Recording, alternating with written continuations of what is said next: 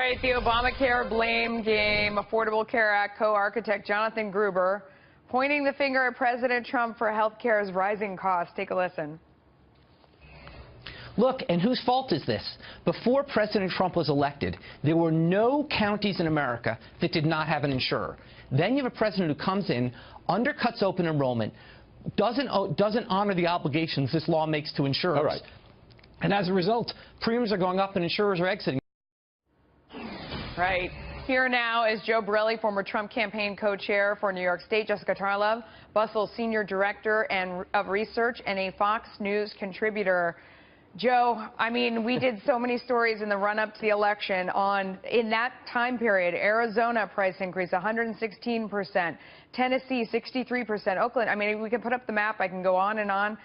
Major insurance carriers, 3 of the 5 of them, went on their conference calls to shareholders before the election and said they were exiting Obamacare because they were losing money. How do you blame that on Donald Trump? He hadn't even been elected yet.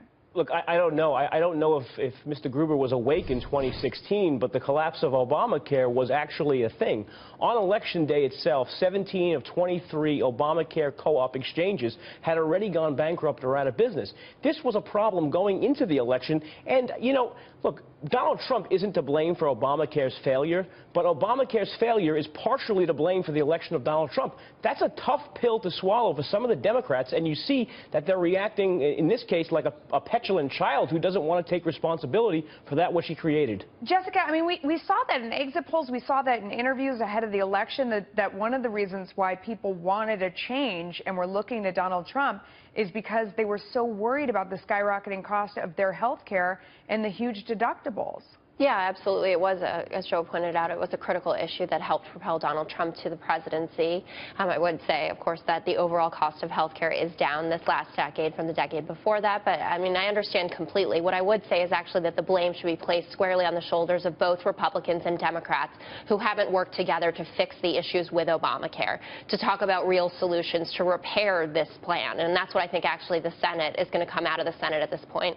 I don't know what's going to happen in terms of Democrat support for it. I'm very tied to supporting the legacy of President Obama, but I think making some modifications and working together on them could help out a lot of Americans who voted for both parties. Yeah, Joe, I don't know who in the universe's health care is cheaper than it was 10 years ago. I'd like to meet that person, but do you think that both sides can come together? Well, I hope. I mean, whether you call it repeal and replace or fix, whatever you call it, do you think at this point anybody can come together and solve the problem that's hurting all Americans? Look, I hope so. And if 2020 rolls around, or when it does, Donald Trump will have to answer for the Republicans' health plan that he put forward. And you're right. This is an issue that both the Senate Republicans, Senate Democrats need to work on together. It's a lot tighter of a vote in the Senate than it was in the House. So we have no choice but to be bipartisan. I have to be fair. Jessica, last word real quick. No, I'm just, bipartisan hopeful on this one. Donald Trump will have a lot to answer for, including what came out of the House and what eventually comes out of the Senate. You're right. And, he was the guy who came out there and said at first, basically, we're going to have single payer, right? No one's going to be left on the street. We're going to make sure everyone's taken care of. So I'd love for him to keep that promise. There you go, guys. Thank you.